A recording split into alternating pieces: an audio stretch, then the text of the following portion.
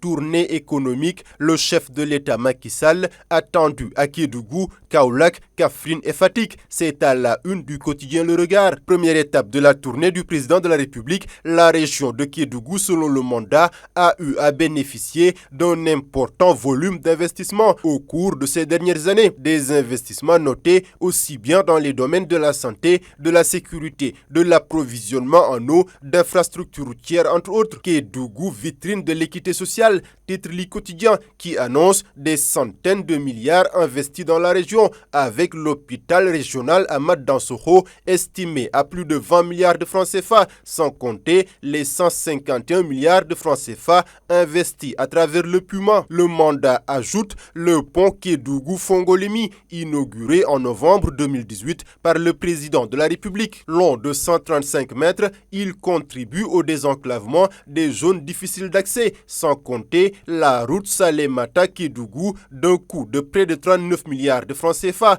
une très vieille doléance des populations qui contribue au désenclavement de cette partie du Sénégal et ouvre une nouvelle voie de circulation des personnes et des biens avec la Guinée voisine. Naufrage d'une pirogue avec une quarantaine de journalistes. Le récit d'une peur bleue est à la une du journal L'Enquête. À l'instant de quelques minutes, selon le journal, une quarantaine de journalistes ont pensé trouver la mort. Une excursion en mer qui a failli virer au drame. Un petit déjeuner de presse sur les thèmes pêcheurs et écolos sur les changements climatiques, pêche, pétrole, gaz et immigration irrégulière. À l'issue de la rencontre, il était prévu une visite à l'aire marine de Gorée, au cimetière des bateaux et au port des hydrocarbures. Mais la virée en pirogue a tourné court, car, raconte mon confrère Chercham, la pirogue s'est renversée à quelques mètres de la plage de la Voile d'Or. Un confrère de raconter la scène. Dès le départ, la pirogue a commencé à tanguer.